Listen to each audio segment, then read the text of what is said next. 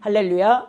오늘 우리 시편 145편 1절에서부터 21절 말씀, 왕이신 하나님을 영원히 송축하라라는 제목으로 여러분들과 함께 은혜를 나눠보자 원합니다.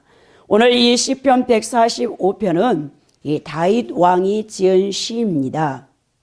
그러나 이 시가 언제 어떤 배경에서 지어졌는지 이 저작 시기는 이 시편에서 밝혀지지 않습니다. 이 본시와 같은 감사 예배시는 이 특정한 역사적 사건을 배경으로 제시하지 않는 경우가 대부분입니다. 그래서 이 저작 시기를 규명하기가 어려운 것이죠.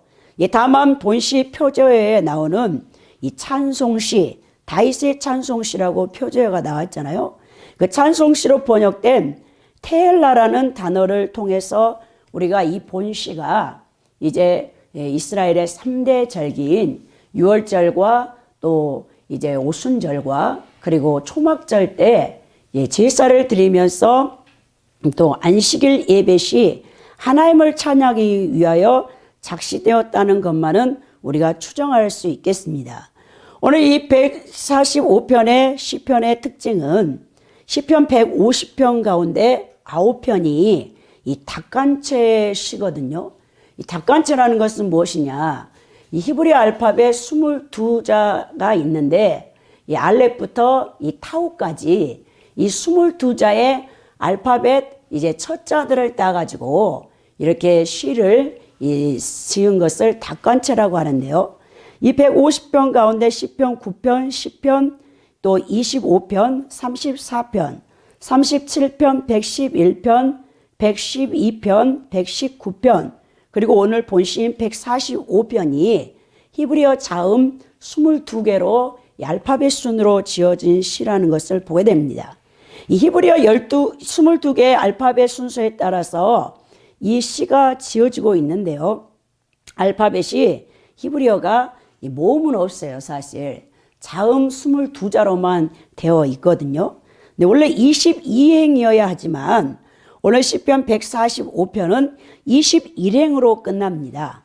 사실 이 자음 22자 가운데 14번째인 자음인 눈이 누락되어져 있기 때문에 그렇습니다. 본시의 이 내용적 형식적 특징을 보아서 여호와를 향한 찬양 모음집 이 시편의 성격을 보여주는 이 대표적인 이 시로 뽑힐 수 있겠습니다. 이 시편 145편은 우리가 이 세 구절로 세 단락으로 나눌 수 있는데요. 이 첫 번째 단락이 1절에서부터 5절이 나눠지는데 이 주의 강대하심과 위엄을 찬양하라라고 표현되어 있습니다. 그래서 우리가 이 다윗이 이 시편을 지었을 때 분명히 다윗 왕은 하나님이 누군가를 알고 있는 것이죠. 자, 이 시편의 이제 본문의 내용을 우리가 살펴보면요.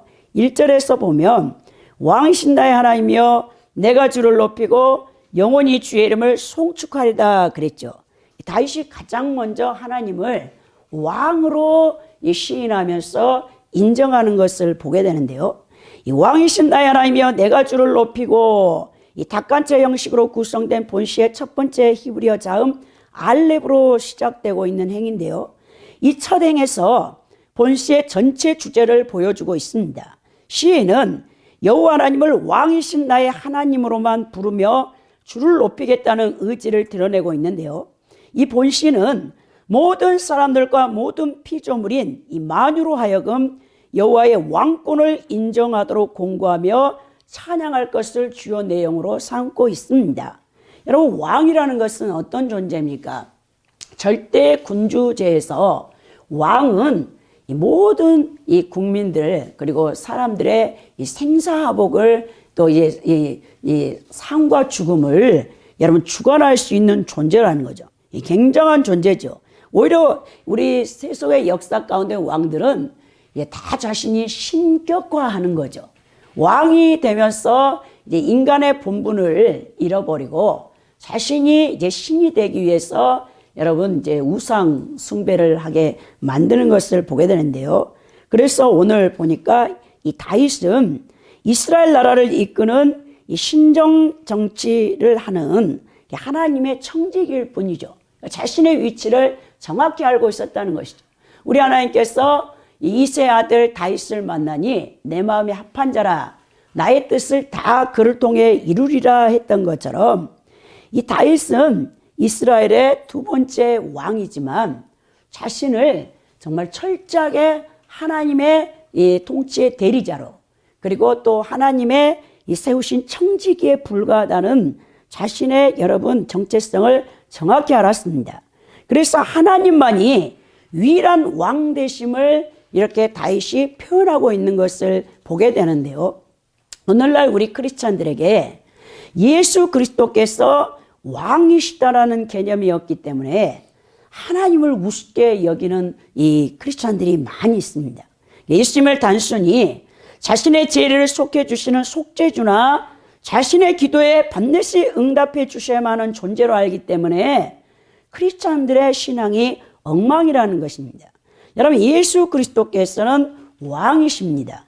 여러분들이 수십 년 교회를 다니고 예배를 드린다 할지라도 하나님이 나의 왕이라는 개념이 여러분 안에 없다면 여러분의 신앙은 여러분 온전하지 않다는 것이죠. 그래 여러분들이 변화가 되지 않는 거예요.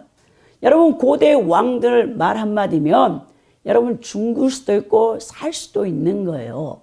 우리가 예수 그리스도가 나의 왕이라는 이 여러분들이 인식이 뚜렷하게 돼 있다면 왕의 말씀인 이 성경 66권에 기록된 하나님 말씀을 어떻게 여러분들이 그것을 듣기만 하고 실천하지 않겠습니까? 왕의 명령인데 왕의 명령을 불순종할 때는 여러분들에겐 사망이 주어지는데 여러분들이 정말 하나님 올 한 해 2020년에는 하나님이 또 예수님이 나의 왕이다. 내 인생에서 우리 하나님이 왕이라는 것을 뚜렷하게 여러분들이 인식하고 그분의 말씀대로 순종하면 하나님께서 여러분들의 인생을 책임지시고 인도하신다는 것을 여러분 잊지 마시기 바랍니다. 오늘 우리가 그리스도인다운 삶과 이 복음에 합당한 삶을 살아내지 못하는 이 크리스찬들, 오늘날의 이 21세기 현대 크리스찬들, 2000년 교회사 가운데 가장 여러분 연약한 믿음을 가진 이 21세기 현대 기독교인들의 이 모습이 무엇이냐면 하나님을 왕으로 여러분 섬기지 않기 때문에 신앙이 약한 거예요. 여러분들이 정말 예수님이 내 생사하복을 주관하는 그 여탈권을 갖고 있다고 생각하면 왕이신 하나님을 온전히 믿고 그 말씀에 순종하게 되어 있습니다. 오늘 다윗은 그것을 확실히 하고 있는 거죠. 그러면서 영원히 주의 이름을 송축하리라 했는데요. 주의 이름을 송축한다는 것은 하나님의 존재 그 자체를 찬양할 뿐만 아니라 하나님의 전능하심, 자비로우심, 선하시며 인자하신 성품, 그리고 그의 근거에 행하신 모든 은혜로운 일들을 찬양할 것을 의미하고 있습니다. 피조물인 인간이 창조와 구속의 주권자이신 하나님께서 어떤 분인가를 알게 되면 찬양을 드리지 아니할 수 없다는 것이죠. 이 구원받은 성도는 하나님의 은혜로운 행사와 사역에 감동하여 자원함으로 여러분 찬양을 드릴 수밖에 없다는 것입니다. 그러면서 오늘 다윗이 시편 2편에 2절에 내가 날마다 주를 송축하며 영원히 주의 이름을 송축하리다 그랬죠. 내가 날마다 주를 송축한다라고 했거든요. 여러분 이 송축하다라는 뜻이 이 아바라케카라고 해서 히브리어 원어가 쓰였는데요. 이 단어는 동사인데 이 축복하다, 송축하다라는 의미의 동사 이 바라크의 강형이 쓰였어요. 그 뜻이 뭐냐면 당신을 송축한다라는 뜻인데요. 이 다윗은 날마다라는 단어를 사용하여서 하나님을 단회적으로 한 번만 찬양하는 것이 아니라 지속적으로 반복적으로 찬양해야겠다는 고백을 하고 있습니다. 이 시인은 그에게 주어진 매일의 삶 속에서 하나님을 찬양하겠다는 의지를 표현하고 있는 거예요. 그러면서 더 나아가서 영원히 주의 이름을 찬양하겠다는 자신의 열정을 강조하고 있는 것입니다. 여러분들은 하루 동안 우리 하나님을 또 우리 예수님을 얼마큼 찬양하고 있습니까? 슬플 때도 여러분들이 하나님 앞에 찬양을 올리고, 기쁠 때도 여러분들이 찬양을 올리고, 사실 이 크리스찬들에게는 정말 우리 그리스도인이라면 하나님 앞에 나의 환경과 나의 상황에 여러분 그 상관없이 여러분들은 하나님을 찬양해야 될 목적으로 구원받고 여러분들을 지음받았다는 것을 안다면 여러분들은 날마다 우리 하나님을 찬양하며 기뻐하지 아니할 수 없겠죠. 그래서 3절에 보면 여호와는 위대하시니 크게 찬양할 것이라 그의 위대하심을 측량하지 못하리로다 그랬거든요. 이 다윗 왕은 여호와를 향하여 날마다 그리고 영원히 찬양하겠다는 자신의 열정을 2절에서 토로하면서 이 3절에서는 하나님의 어떤 부분을 날마다 영원히 찬양할 것인가를 우리에게 보여주는데요. 이 다윗 왕이 날마다 지속적으로 반복적으로 하나님을 찬양해야 될 그 찬양의 내용이 뭔가 하면 하나님은 위대하시다라는 그 여러분 내용입니다. 이 3절에서 히브리어 세 번째 자음인 여러분 기멜이 이렇게 사용되었는데요. 그의 위대하심을 측량치 못하리라는 후반절을 통해서 여러분 인간이 하나님을 어떻게 알겠습니까? 더 나아가 하나님의 위대하심을 광대하심을 여러분들이 어떻게 측량하겠습니까? 왜? 우리는 창조주 하나님과 질적 본질적으로 다른 존재예요. 우리는 피조물이란 말입니다. 만들어진 창조되어진 존재가 스스로 계시는 이 여호와 하나님 성삼일체 하나님에 대해 그 위대하심을 우리가 어떻게 측량한다는 것입니까? 여러분 우리는 이 우주의 별이 몇 개가 존재하는지 알 수가 없어요. 과학이 이렇게 발달했다 하지만 현대 과학, 여러분 현대 또 이 나노 만원경이 여러분 발견 이렇게 이제 그래서 우주를 천문대에서 천문학자들이 여러분 이 우주를 관찰하지만 우리는 이 우주에 수많은 별이 있지만 그 별이 어느 정도 있는지 측량을 못합니다. 근데 우리 하나님께서는 이사야서에 보면 이 별들의 수를 다 헤아리실 뿐만 아니라 우리 여러분 그 별들의 이름을 또 다 알고 계신다겠죠. 우리 하나님은 우리가 5대양 육주잖아요. 지구가. 그런데 이 바닷물이 하나님 앞에는 이 한 통에 여러분 물밖에 되지 않는다. 그런 위대하신 하나님을 우리가 아버지라고 부르는데 인간이 어떻게 피조물인 인간이 창조주 하나님의 전능하심과 위대하심을 측량할 수 있겠습니까? 다윗이 이것을 영감으로 계시받았겠죠. 하나님이 어떠한 분인가를 또 자기 인생을 여러분 우리 하나님께서 이 다윗을 이스라엘 왕으로 40년을 통치하면서 하나님이 그 위대하심을 이 적군들이 쳐들어왔을 때 다 그걸 보여주셨죠. 자신이 경험한 하나님은 위대하시고 광대하시다. 그러나 인간의 머리로는 측량을 못한다. 이 측량치 못한다 해당하는 이 명사가 헤케르가 쓰였는데요. 이 헤케르는 조사하다, 계수하다, 심사숙고하다, 또 찾음이라는 의미를 지니고 있는데요. 이는 사람이 파악하거나 사람이 거하는 땅에서 하나님의 위대하심을 측량할 자가 없다라는 뜻입니다.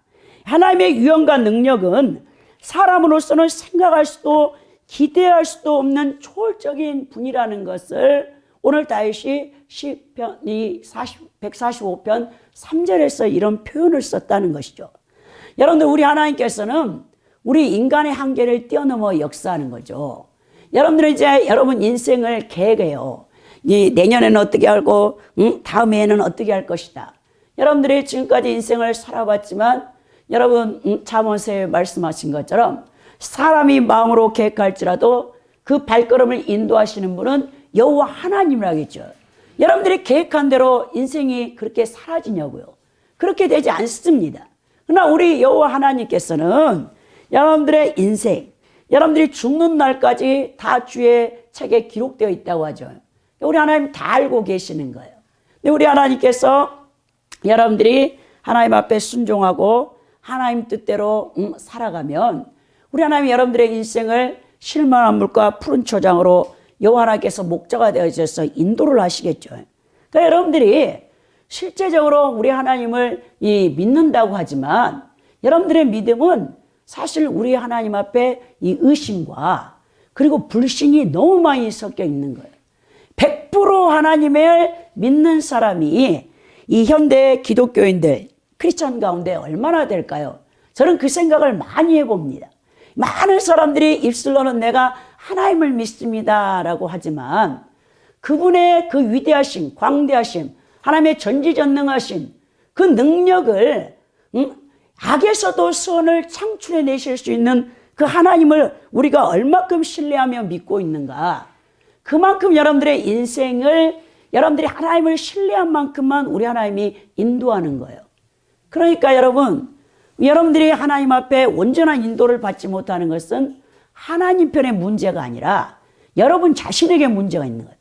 끊임없이 여러분들은 하나님을 50% 믿고 50%는 불신할 수 있어요. 네, 의심하고 있어. 왜 우리 하나님께서 그걸 해주실 수 있을까? 그러니까 여러분 우리 하나님의 기적이 여러분들의 삶 가운데 나타나지 않는 거예요.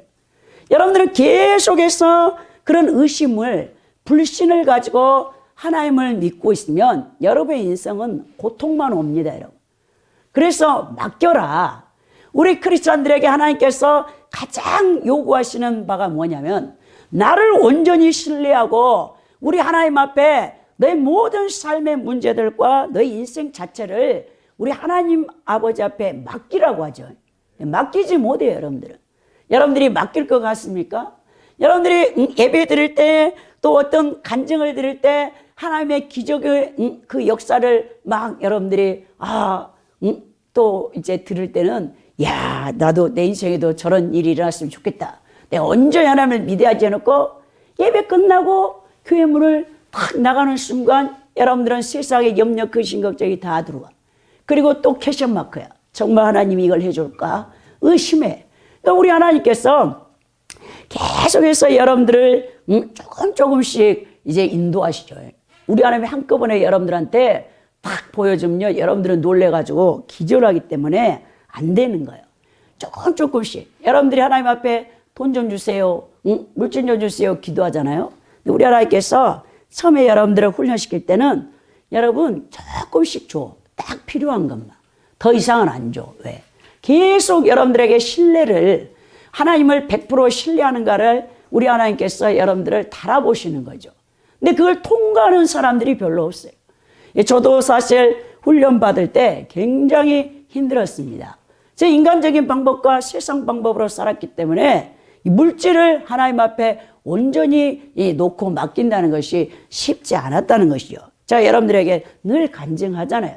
근데 우리 하나님께서 이제 완전히 제 모든 세상 방법을 차단시켜 놓고 이제 10년 동안을 저를 연단하시면서 왜? 제가 할 수 있는 방법이 없으니까 다 내려놓는 거죠. 카드 다 자르고 신용불량자 되고 맨날 빚 독촉 오고 그 과정을 10년을 겪어가는 거죠. 하나님이 뭐 한 번에 해결해 준 줄 아세요? 처음에는 못하니까 다 빌려, 막 남한테 빌려가지고 그냥 빚이 그냥 눈덩이 같이 되는 거죠.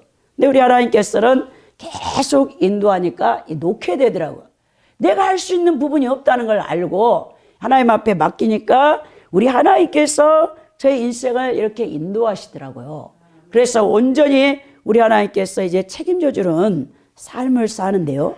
여러분도 정말 하나님의 그 위대하신 다윗 왕이 왕으로서 하나님을 체험했을 때 얼마나 하나님의 위대하심을 체험했겠습니까? 다윗은 평생에 뭐 하는 사람이야? 전쟁하는 사람, 전쟁. 이스라엘 나라를 모든 이방 나라의 침략으로부터 지켜야 될 왕의 첫 번째 여러분 임무가 뭡니까? 국민들을 적의 손에서 지켜야죠.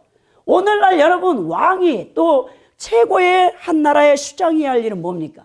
적군으로부터 국민을 안정되고 평화롭게 살 수 있도록 해야 하는 것이 여러분 모든 위정자들 또 대통령과 또 총리와 모든 수장들의 이 첫 번째 여러분 의무가 아니겠습니까? 왜 국민들이 이 대통령을 선출해서 여러분 모든 국민들이 자신들의 고난을 대통령에게 위임해 주는 거죠. 그럼 뭘 하라는 것입니까? 우리를 안정되게 평안하게 살 수 있는 나라를 만들어 달라 대신 위임해서 줬는데 이 대통령이 그것을 가지고 자기 멋대로 법을 폐하고 독재를 한다. 여러분, 그러면 어떻게 됩니까? 국민들이 거기서 가만히 있겠습니까? 깨어있는 이 지식인들은 일어나게 돼 있어요. 그래서 많은 세속의 역사가 이 독재자들에게 대항하는 것을 보게 되는데요. 오늘 우리가 정말 하나님의 그 크신 사랑 또 위대하심을 안다면 여러분들의 인생을 오늘 절대적으로 맡길 수 있는 신앙으로 여러분들이 변화받기를 원합니다. 오늘 4절에 보십시오. 대대로 주께서 행하신 일을 크게 찬양하며 주의 능한 일을 선포하리라 하면서 히브리어 네 번째 자음인 달레스로 시작하는 구절로 오늘 4절을 시작했는데요. 시인은 여호와를 찬양하되 당대에만 그치는 것이 아니라 대대로 찬양하도록, 그러니까 자기 후대의 사람들도 여호와 하나님의 위대하심을 찬양하도록 이 전수를 해야 된다. 그 하나님의 행하신 능한 일을 강조하고 있는데요. 시인은 여호와 하나님을 대대로 찬양해야 한다라고 말했는데 뭘 대대로 찬양해야 되는가? 첫째는 여호와의 행사가 너무나 크고 위대하기 때문에 이를 한 세대만 가지고 온전히 찬양할 수 없으므로 다음 세대까지 찬양해야 된다는 의미로 볼 수 있습니다. 둘째, 여호와의 역사를 찬양함에 있어서 한 세대에서 다음 세대로까지 이어지도록 노력해야 한다는 의미로 볼 수 있는데요. 주의 행사가 뭐냐면 하나님이 당신의 백성들을 구원하시는 일이죠. 이스라엘 백성들 이 출애굽할 때 여러분 자신의 선조 다윗의 여러분 선조였던 이스라엘 백성들이 430년 동안 애굽의 바로의 노예로 있었어요. 그들은 여러분 그들이 거기서 출애굽한다는 것은 있을 수 없는 일이라는 거죠. 노예로 있던 이 민족이 그 강력한 고대 여러분 애굽이 최강국인데 거기서 속국에서 벗어난다는 것은 하나님의 여러분 그 구원, 그 능력이 아니고서는 기적이 아니고서는 벗어날 수 없다는 거예요. 그래서 시편의 이 150편 가운데 많은 시편 기자들이 하나님의 위대하신 일이다라면 과거에 자신의 조상인 이스라엘 백성들을 출애굽시켰던 일을 항상 여러분 이 말씀하고 있는 것을 보게 됩니다. 그건 여러분들에게 적용하다 보면 여러분을 구원하신 일, 여러분들의 삶 가운데 최고의 하나님이 행하신 능력이 뭐냐면 위대하신 일이 뭐냐면 여러분을 구원한 일이에요. 여러분들을 마귀의 손아귀에서 아담의 원죄로 말미암아 죽을 수밖에 없는 이 지옥에 떨어질 수밖에 없는 여러분들을 이 마귀에서부터 또 죄로부터 그 속박으로부터 벗어나게 하셔서 하나님의 나라로 옮겨서 하나님의 자녀되게 했던 거, 이것이 여러분들에게 최고의 하나님이 행하신 기적과 능력이라는 것을 기억해야 된다는 것이죠. 그 주의 능한 일을 선포하리라 그랬죠. 그러니까 여러분들이 복음을 증거할 때 무엇을 증거하냐면 여러분들이 죽을 수밖에 없는 존재였지만 예수 그리스도의 십자가의 보혈의 능력을 통해서 여러분들이 예수님을 믿으면 구원받게 됩니다. 그 구원의 역사, 그 영생, 하나님의 생명연합을 증거해야 된다는 것입니다. 그것을 대대로 선포하겠다. 다시 오늘 이렇게 외치고 있는 거예요. 그러면서 5절에 주의 존귀하고 영광스러운 위엄과 주의 기이한 일들을 나는 작은 소리로 읊조리려다 그랬죠. 히브리어 자음 5번째인 해로 시작되는 본절은 여호와께서 찬양받기 합당한 이유들을 제시하며 이를 묵상하겠다라고 다짐하는데요.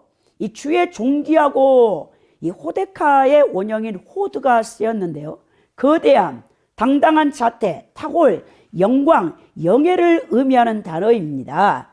그리고 영광스러운이라는 번역된 이 케보드의 원형이 카보드인데요. 이는 풍부한 명예, 존귀라는 이 의미가 담겨져 있어요. 그리고 위엄은 하다른데 화려함, 아름다움, 위엄, 영광으로 번역된 것이죠.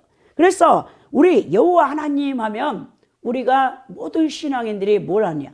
하나님의 여러분 영광, 또 위엄, 영예, 이 표현들을 굉장히 많이 쓰는 것을 보게 됩니다. 그러니까 이 용어들이 모두 하나님의 품성을 나타내는 이 용어들인데요.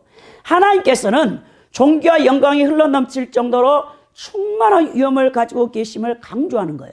시인은 하나님께서 행하신 초자연적인 역사와 이적, 더 나아가 하나님의 능력과 영광, 위엄이 탁월하고 신묘막측할 뿐만 아니라 이 초자연적이고 놀라운 권능으로 이루어진 이 하나님의 행사 가운데 당신의 백성을 향한 은혜와 자비, 긍휼, 한결같은 사랑을 여러분 찬양하면서 우리 하나님 앞에 영광을 돌리고 있는 것입니다.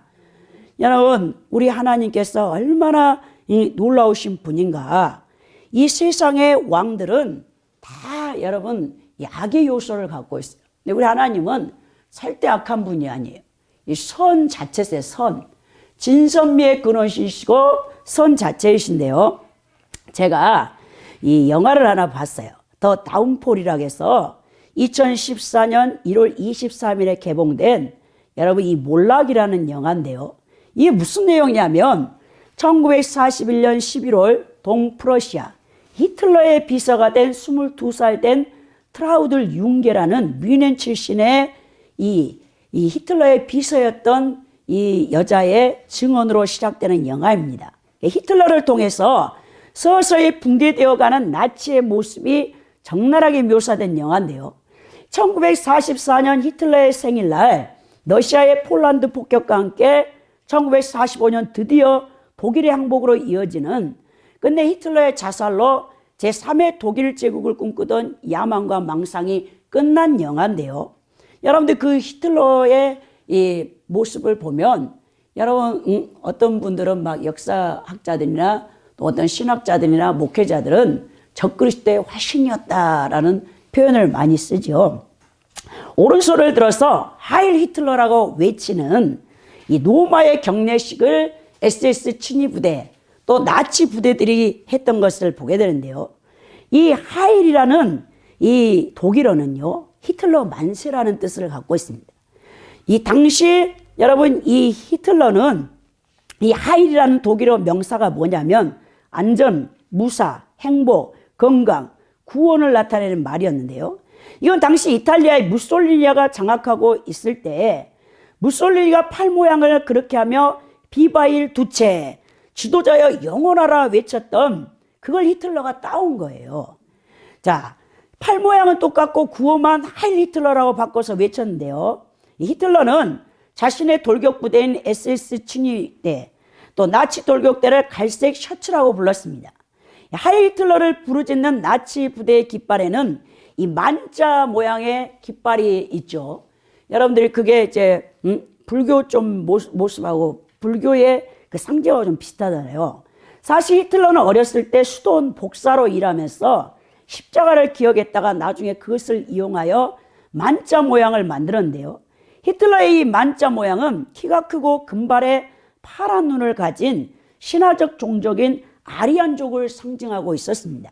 이 아리안 종족이 다른 모든 인류의 종족을 지배한다라고 망상에 사로잡혔죠. 히틀러가 쓴 책인 나의 투쟁이라는 책에서 그는 이렇게 기록하고 있는데요.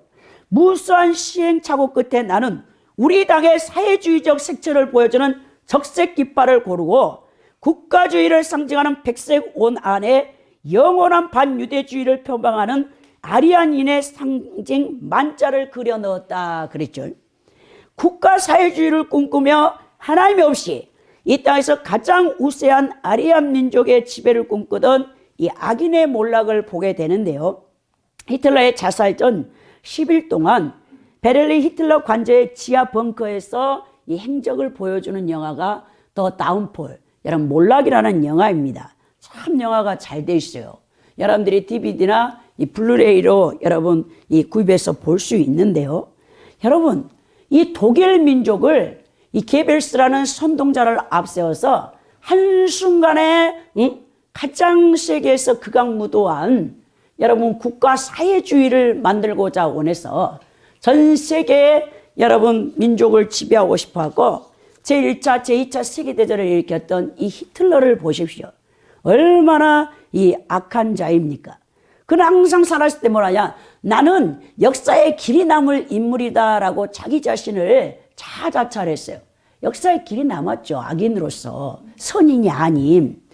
여러분, 이 세계에서 가장 정직한 민족인 칭송을 듣던 독일 국민을 여러분 한순간에 가장 악한 민족으로 만들었던 지도자가 히틀러 아닙니까? 이 전쟁이라는 것이 얼마나 비참합니까? 인간들 안에 있는 마귀의 본성, 지배욕과 탐욕으로 인하여 이 전쟁이라는 무서운 인류 문화와 문명의 파괴의 역사가 세계 인류 역사인데요. 여러분, 이 제2차 세계대전을 통해서 전 세계 5천만 명이 죽었어요. 엄청난 사람들이 죽어나갔는데요. 사실 전쟁은 하나님의 심판도구로 사용됩니다. 여러분들은 전쟁 너무 무섭다. 응?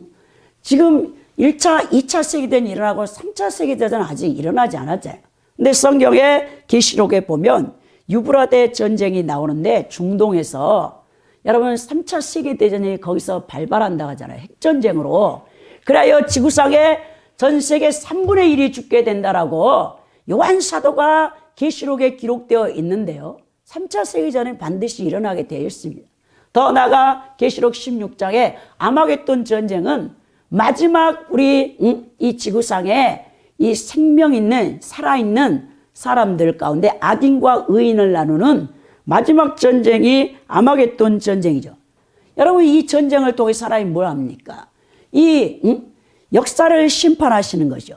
그래서 여러분, 전쟁을 통해서 우리 하나님께서는 악인과 선의를 완전히 가르시는 것을 보게 되는데, 여러분들이 지도자, 한 나라를 이끄는 지도자가 얼마나 중요한가 세계 역사를 통해서 알 수 있다는 거죠. 근데 세계의 모든 지도자들, 군왕들, 왕들은 사실 지성이 있는 인간이기 때문에 온전하지가 않아요. 아무리 우리가 기대했던 우리의 투표권으로 선출해가지고 대통령을 뽑아놓고 했지만 그 사람이 우리의 기대같이 나라를 또 국민을 잘 살게 하며 안정되게 할 줄 알고 기대를 하지만 그렇지 못하다는 거죠.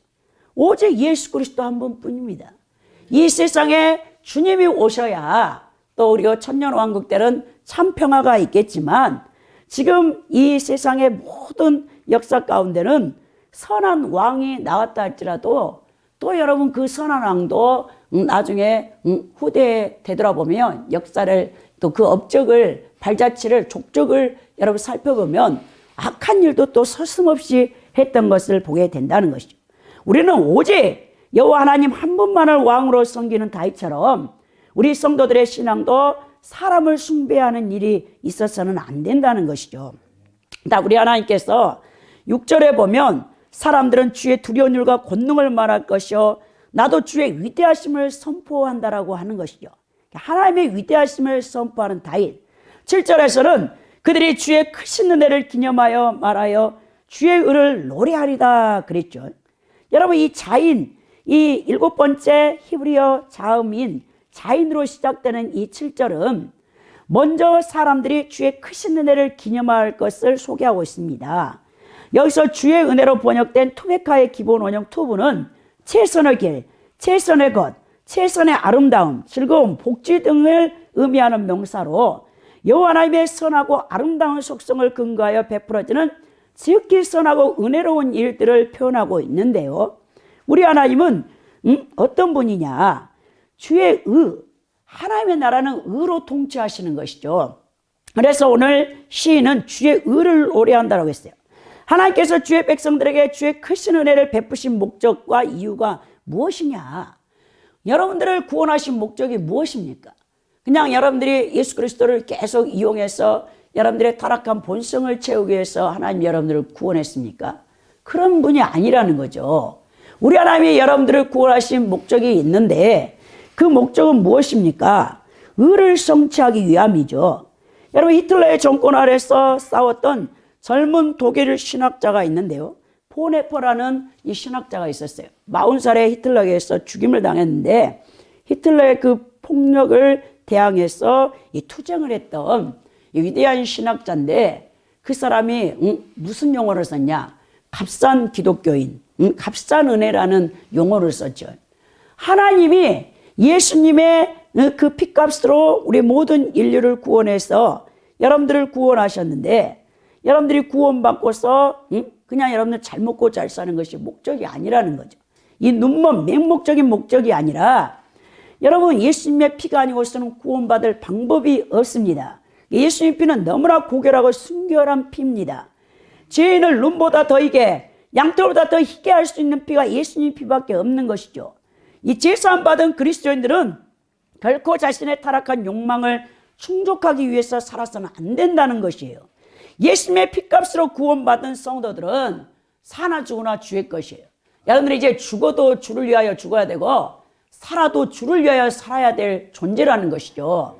그래서 그것을 망각한 이 기독교인들을 보네퍼는 값싼 기독교인, 값싼 은혜라고 여러분 우리의 이 잘못된 신앙을 돌이키기를 바랬던 것을 보게 됩니다. 우리는 주의 은혜와 주의 의를 기념하면서 이 노래를 하며 우리의 삶도 그렇게 의로운 삶을 살아야 된다는 것이죠. 오늘 두 번째 단락에서 주의 인자하심과 선한 통치에 대해 찬양하라고 8절에서부터 16절에 이 다윗이 우리에게 가르쳐주고 있는 내용인데요. 8절 9절을 보면 여호와는 은혜로우시며 긍휼이 많으시며 노하기를 더디하시며 인자하심이 크시도다. 여호와께서는 모든 것을 선대하시며 그 지으신 모든 것에 긍휼을 베푸시노다 그랬죠. 여러분 하나님의 속성인데요. 이 8절에서 네 가지 하나님의 속성을 표현하고 있는데요. 하나는 은혜롭다, 은혜로우신 분이고, 두 번째는 자비하신 분이다, 세 번째는 노하기를 더디하신다, 또 네 번째는 인자하시다라고 이 다윗이 하나님의 속성을 이 표현하면서 우리 성도들은 이 하나님의 자비로우심, 긍휼하심, 인자하심을 우리가 찬양해야 할지 아니할 수 없다라고 하고 있는 것이죠. 저는 이 시편 145편을 개인적으로 이 8절 9절을 체험한 사람이에요. 제가 여러분들에게 간증을 잘 하잖아요. 신학교 때 제가 등록금을 못 내서 제적을 당했는데 이 3학기를 여러분 이름도 없이 이 신학교를 다니는 거예요. 제가 다니고 싶어서 다니겠습니까? 저도 자존심이라는 게 있죠. 제가 여러분 훈련 받기 전엔요 한 고상한 사람이에요. 남한테 피해 주는 거, 그리고 특히 세금 안 내는 것은 벌벌 떨었던 사람이에요. 그건 용납이 안 돼, 제 성격에서. 근데 우리 하나님께서 저를 훈련하신 다음에 이 등록금을 우리 하나님께서 이 제적을 시킨 다음에 음성이 들려오는데, 청청병녀 같은 소리가 들려오는데, 나는 사람이 주는 점수를 인정하지 않노라. 너는 내 앞에서 훈련되어야 된다. 그 말씀을 주시면서 네가 지금까지 신학교 때 1학년 때부터 2학년 때까지 했던 그 모든 그대로 똑같이 하라는 거예요. 그러면서 이제 우리 하나님께서 오케이 될 때까지 훈련을 받는 것이죠. 그래가지고 제가 학적부에 이름도 없는데도 똑같이 레포트를 쓰고 시험을 보고 참 비참하죠. 왜? 제 앉을 책상도 없이 빼버렸는데, 우리 신학교 이게 100명인데 99개밖에 자리가 없는데 제가 교수님들 3학기 동안 얼굴을 한번 쳐다보지를 못했다니까요. 왜? 기둥 뒤에 숨어가지고 도강을 하니까 또 교수님들이 제 이름을 부르지도 않죠. 3학기를. 그렇게 다니는데 우리 하나님께서 이제 4학년 1학기가 돼가지고 이 벚꽃이 많이 피었어요. 부활절이 다가오고 있는데 제가 좀 비참하더라고요. 그래서 하나님 언제까지 이렇게 저를 놔두실 겁니까? 빨리 등록금을 주셔가지고 학교를 졸업하게 하시든지 하셔야죠. 그랬더니 제가 이제 이 서점에 갔어요. 그래가지고 이 신강 나오는 이 책을 딱 뒤편해 봤더니 이 시편 145편 9절 말씀이 클로즈업이 싹 되는 거예요. 거기 폭포수가 딱 떨어지는데 한 마리의 조그만한 새가 비를 피해가지고 폭포수 뒤에서 벌벌 떨고 있는 엽서가 딱 붙어 있더니 그 밑에 9절 말씀이 있는 거예요. 여호와께서는 모든 것을 선대하시며 그 지으신 모든 것에 긍휼을 베푸시는도다 그러더라고요. 그래서 제가 하나님 이 미물도 하나님께서 이렇게 돌보시는데 하물며 저를 이렇게 놔두면 안 되죠. 그랬더니 우리 하나님께서 부활절을 앞두고 순식간에 등록금을 주셔가지고 3학기 등록금을 해결하시더라니까요. 그래서 제가 진짜 하나님 좋으십니다. 살아계신 분이다. 제가 알게 됐다고 여러분들에게 간증을 많이 하잖아요. 하나님께서는 여러분 믿는 성도들 뿐만 아니라 특별 은총을 베풀죠. 자녀들에게는. 그러나 믿지 않는 비그리스도인들에게도 일반 은총을 통해서 의식주의 그 모든 문제를 해결하시는 거예요. 그래 마태복음 5장에 예수님께서 뭐랍니까? 선인과 악인에게 동시에 해를 주시고 비를 주시는 분, 이거 일반 은총이거든요. 모든 사람을 하나님께서 창조하셨기 때문에 그들의 먹을 것과 입을 것을 책임지고 계신다는 것. 하물며 사람뿐만 아니라 모든 동식물도 우리 하나님께서 책임지고 계신다. 여러분, 그래서 마태복음 6장에서 예수님이 하늘에 공중에 나는 새를 보라. 저들이 길쌈하지도 않고 심지도 않는다.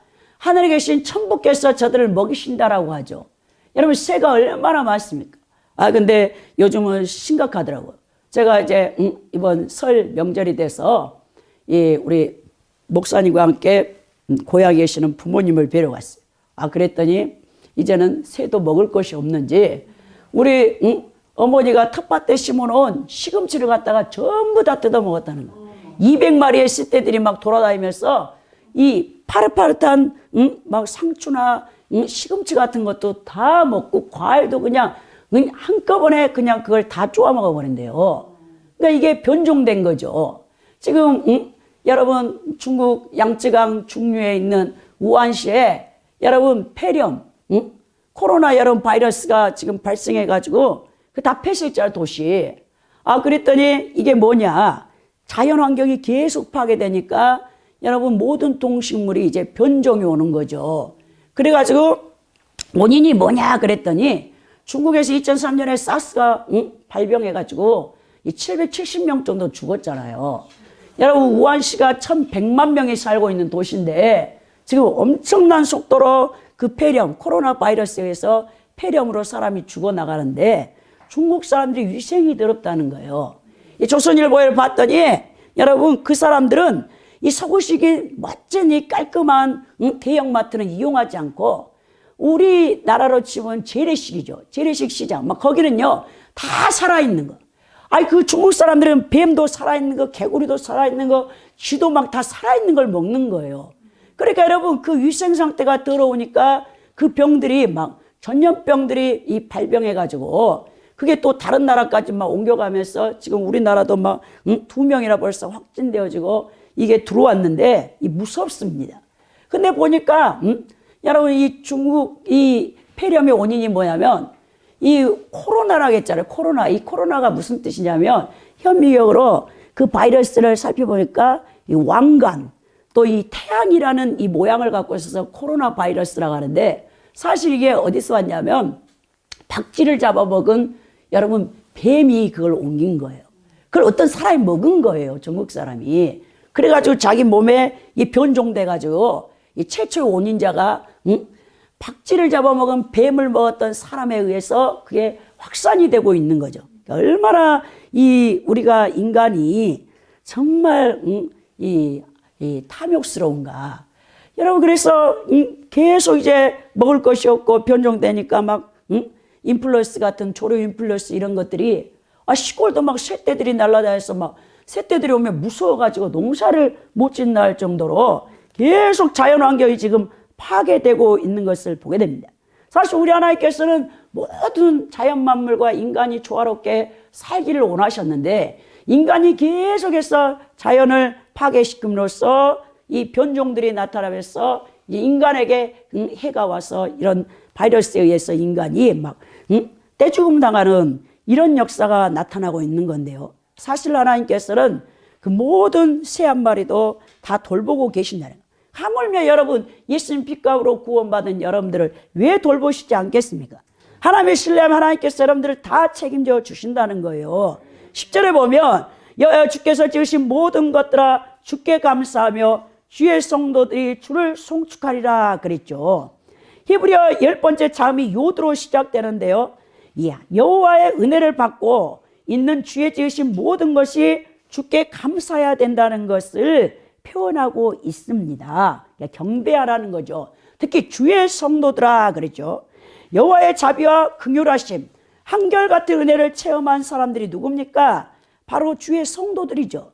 시인은 하나님께 특별 은총을 받은 성도들은 하나님을 경외하며 경배하며 송축해야 한다는 당위성을 제시합니다. 그러면서 11절에 그들이 주의 나라의 영광을 말하며 주의 업적을 일러서 그랬어요. 히브리어 11번째 자음이 카프로 시작되는데요. 성도가 무엇을 해야 되는가를 바로 가르쳐주고 있죠. 여호와를 찬양함에 있어서 찬양의 주체가 바로 뭐냐? 주의 나라의 영광을 찬양하라는 것입니다. 주의 나라, 주의 통치와 다스림의 영광스러움은 모든 만물들 하나하나까지 미치는 하나님의 선하신 행사와 긍휼하심, 특히 그의 택하신 자들, 언약하신 자들에게는 한결같은 은혜와 사랑으로 대하며 이 구원하신다는 이 표현을 이렇게 사용하고 있는 거예요. 그러면서 12절에 주의 업적과 주의 나라의 위엄 있는 영광을 인생들에게 알게 하라 그랬죠. 히브리어 12번째 자음인 나메스로 시작되는데요. 알게 하리로다라는 뜻은 뭡니까? 이제 야다의 사역형 부정사가 결합되어져서 알도록 하기 위하여 뜻인데요. 이것을 바로 번역해 보면 성도들아 주의 나라의 영광을 말하며 주의 위대하신 업적을 말하는 것은 주의 위대하신 업적과 주의 나라의 찬란한 영광을 사람들에게 말하려 함이라 그랬죠. 그러니까 여러분들이 하나님의 영광을 여러분들의 삶 속에서 드러내고 그것을 인생들에게 알게 해야 되는 것이 그리스도인의 본분이라는 것을 여러분 기억해야 된다는 것입니다. 13절에 보면 주의 나라는 영원한 나라이니 주의 통치는 대대에 이르리로다 그랬죠. 히브리어 13번째 자음이 맴으로 시작되는데요. 시인은 동일한 두 가지 표현, 주의 나라와 주의 통치를 반복시킴으로써 하나님의 나라와 그의 통치, 그의 주권이 세색도록 변함없이 계속될 것임을 강조했습니다. 하나님께서 의로 다스리시는 하나님의 나라의 통치의 영원성과 이 세상의 군왕들이 다스리는 이 나라의 흥망성쇠. 여러분 권불 10년이라고 아무리 여러분 뒤흔들고 뭐 전 세계를 패권 국가로 만들어도 한 사람이 권력을 가지고 10년을 다스리기가 힘들다는 것이죠. 그러나 우리 하나님은 그 통치하심이 의로 통치하심이 영원하다고 했다는 것이죠. 하나님의 영원하심, 전지전능하심, 원전하심, 권사 영광이 무궁하시며 한이 없으심에 이 기초한 하나님의 다스림과 통치하심은 영원하다라고 다윗은 표현합니다. 14절에서 여호와께서는 모든 넘어지는 자들을 붙드시며 비굴한 자들을 불러 일으키시는도다 그랬죠. 히브리어 15번째 자음인 사맥을 사용했어요. 자, 아까 이랬죠. 22행이 돼야 되는데 여러분 13절과 14절 사이에 14번째 자음인 눈이 빠져 있다고 그랬죠. 그래서 사맥으로 바로 넘어갔는데요. 본절에서는 약하고 비천한 자들에 대한 하나님의 배려와 은총, 그러니까 우리 하나님께서는 사실 연약한 자들, 가난한 자들, 고아와 가부들의 아버지로 표현이 많이 되어 있는 것을 보게 되는데요. 하나님께서는 항상 넘어지는 자들, 비굴한 자들, 이들을 굽으려서 돌보신다라는 뜻입니다. 인생의 시련이나 강한 자들, 약한 자들의 압제로 인하여 억압과 고통 중에 있는 자들을, 그 어려움에 처해 있는 자들을 하나님께서 은혜를 베푸셔서 돕고 있다는 뜻이에요. 그들을 붙들어 주다라고 했는데요. 하나님께서 지탱해 준다라는 이 사마크가 쓰였습니다. 또 일으켜 준다라고 했죠. 하나님께서 그들을 위로해 준다는 거예요. 하나님께서는 넘어져 가는 자들, 몰락을 당하며 절망의 구렁텅이에 빠져드는 자들을 붙드시고 지탱시켜 주시되 그 일을 과거에 했기 때문에 미래에 행하시는 것이 아니라 바로 그 넘어짐의 자리, 절망의 자리, 압제와 고통의 자리에서 직접 뛰어들어서 현재적인 구원과 위로와 붙드심, 세우는 역사를 이루신다는 거예요. 성도들 가운데 연약한 자들, 넘어지려고 하는 자들, 하나님의 나라의 왕이신 예수님께서는 이 땅의 천국, 곧 하나님의 통치를 선포하면서 그 통치하심을 실제적으로 구현하셨죠. 여러분 사복음서에서 그게 기록되어 있잖아요. 예수님께서 이 메시아 사역 선언을 하면서 우리 누가복음 4장 18절에서 19절에 주의 성령이 내게 기름을 부으셨으니 이는 가난한 자들과 병든 자들과 여러분 속박된 자들을 자유케 하기 위함이라. 실제적으로 예수 그리스도께서 하나님 나라의 복음을 선포하면서 병든 자, 귀신 들린 자, 여러분 소외받고 힘든 자들을 치유하시고 고치시고 건지셨던 것을 보게 됩니다. 그 역사를 지금도 성령을 통해서 동일하게 하고 계신다는 것입니다. 15절에 보면 모든 사람의 눈이 주를 앙망하오니 주는 때를 따라 그들에게 먹을 것을 주신다라고 했죠. 16번째 자음인 아인이 시작되는 구절인데요. 모든 사람들에게 하나님께서 흡족하게 주신다. 앙망하다라는 뜻이 기대하다, 소망하다, 바라보다의 의미를 지닌 사바르의 동사가 쓰였는데요. 그러니까 이거는 무슨 뜻이냐면 하나님을 전심으로 바라고 기대하는 자에게 하나님이 그 은혜를 베푸는데요. 16절에 보면 손을 펴사 모든 생물의 소원을 만족케 한다라고 했죠. 히브리어 17번째 자음인 페로 시작했는데요. 15절에서 이 식물을 주시되 부족함이 없도록 충분하게 주심을 강조했다면 이 16절에서는 하나님의 손, 신인 동형성적인 표현을 썼죠. 이 신인 동형 동선론적 표현을 사용해서 이 성경에서 하나님의 손은 능력, 돌보심, 또 이 도우심, 또 보호, 형벌이라는 다양한 형태로 쓰여지는 의미인데요. 하나님께서 그 능력으로 모든 피조물들의 필요를 채우는 것을 생생하게 표현한 것을 보게 됩니다. 우리 하나님께서 모든 것을 만족시켜 하는 대상이 뭐냐면 모든 생물에게 그런 은혜를 베푼다는 거예요. 모든 생물들이 하나도 예외 없이 하나님의 손에서 나온 것을 받음으로 만족해 되었다는 하나님의 은혜로우심, 그리고 그분의 풍성하심이 얼마나 큰가를 이 15절 16절에서 표현하고 있습니다. 이 마지막 단락이 17절에서 21절인데요. 이 주의 은혜와 구원과 심판에 대하여 찬양을 하겠어요. 17절에 보면 여호와께서는 그 모든 행위에 의로우시며 그 모든 일에 은혜로우시다 그랬죠. 히브리어 18번째 자음인 차대로 시작하는데요. 먼저 여호와의 행위들뿐만 아니라 여호와의 행하시는 일들의 방식, 방법들에 대해서도 찬양하라는 것입니다. 여호와께서는 모든 피조물들 가운데 역사하실 때 그 행위뿐만 아니라 그가 피조물을 다루시는 방식에 있어서도 의로운 분이시죠. 하나님의 속성하면 공의와 사랑이라고 딱 알고 있어야 되는데 의와 자비라고 했잖아요. 이 하나님의 섭리와 계획, 작전과 역사를 좌우하는 가장 근본적인 행동, 하나님의 행동 원리가 뭐냐면 의와 자비예요. 그러니까 공의와 사랑으로 하나님께서 모든 만물을 공급하시고 도우시고 또 함께 하시는데 그 방식에서 또 하나님은 의롭게 하신다는 거예요.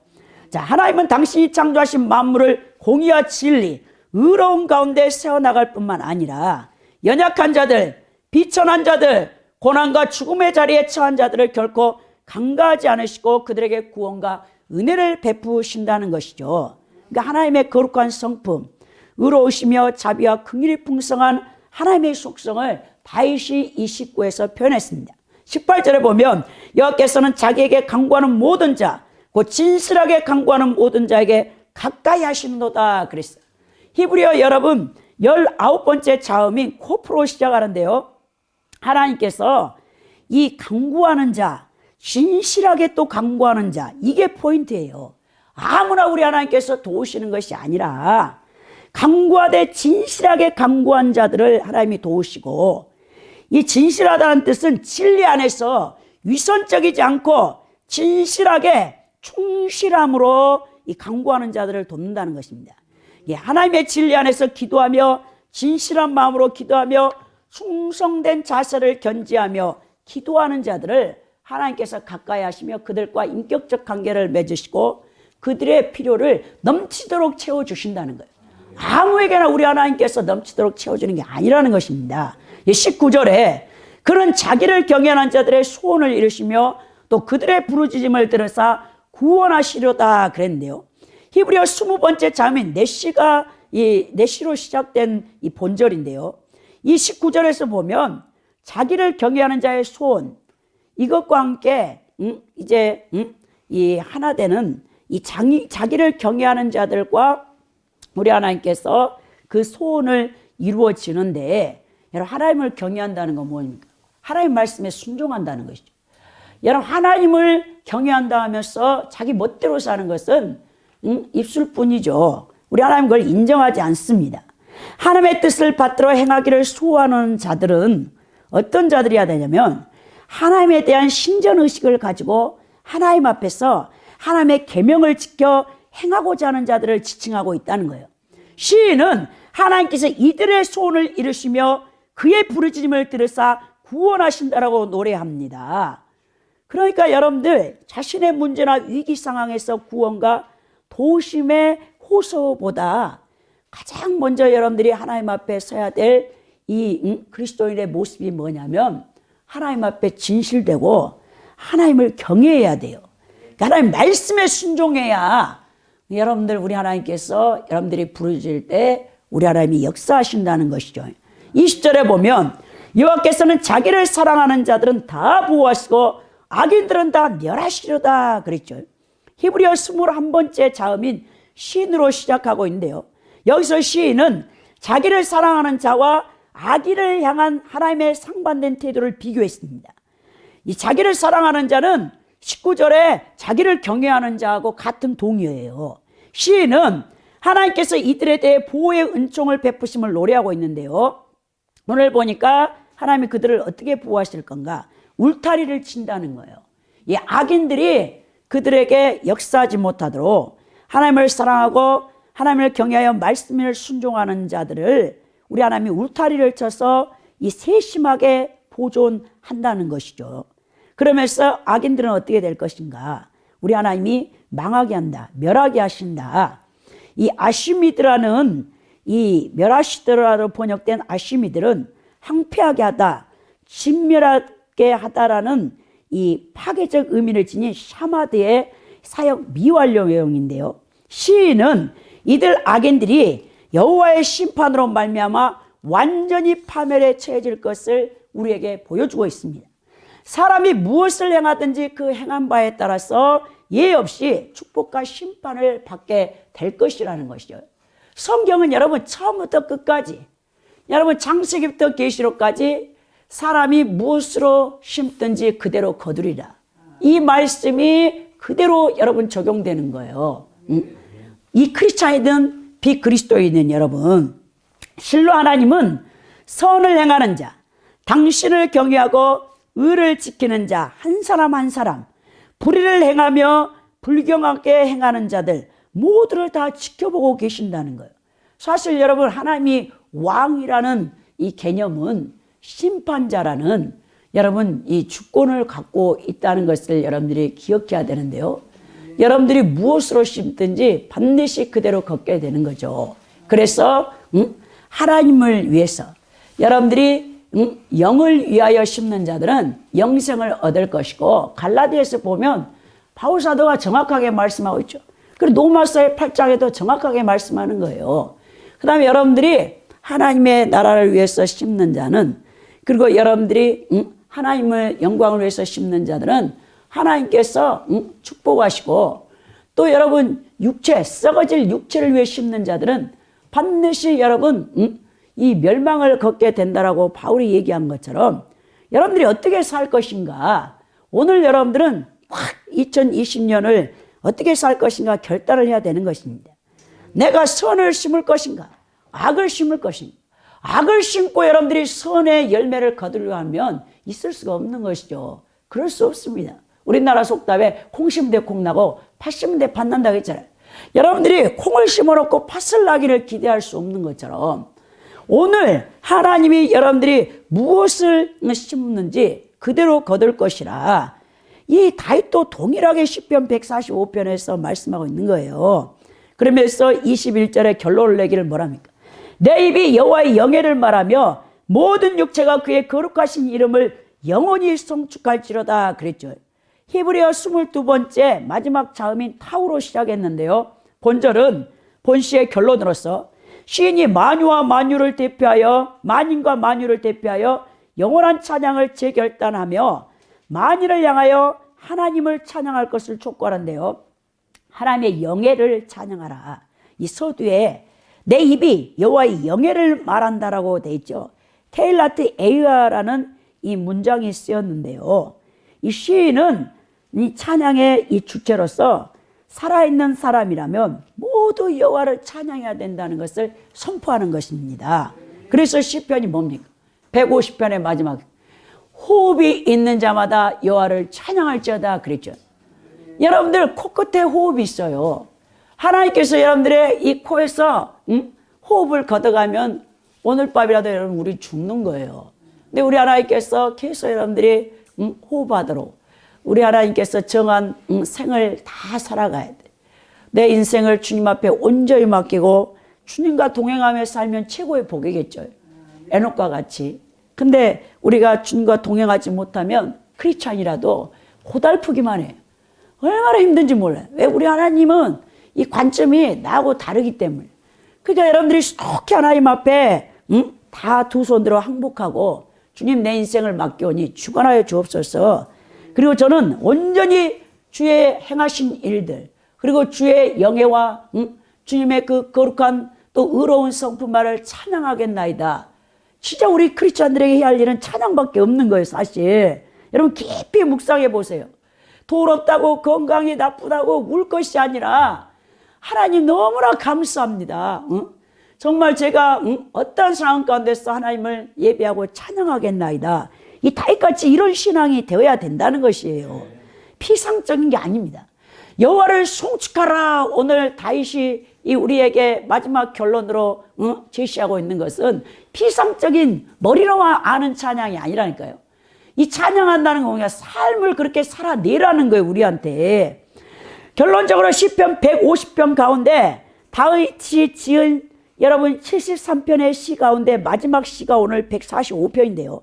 신정 왕국의 통치자로서 다윗 자신의 열정은 물론이거니와 세상의 모든 호흡 있는 자 만인과 세상의 모든 피조된 자연 만물 만유로 하여금 여호와를 찬양하려는 열정을 가장 잘 드러내는 시편 이 145편입니다.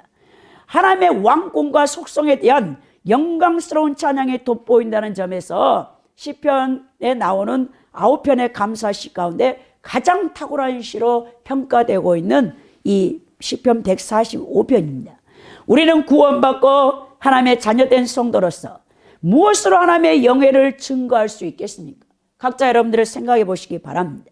성도님들 각자에게 고유하게 주신 은사와 달란트에 따라 여러분들은 선한 청지기로서 사명을 잘 감당하여 우리 성삼일체 하나님의 영예를 여러분들이 높이고 영원토록 여호와 하나님 아버지를 이 송축하며 찬양하는 우리 열방 성교회에 속해 있는 성도들이 되시기를 예수 그리스도 이름으로 축원드립니다.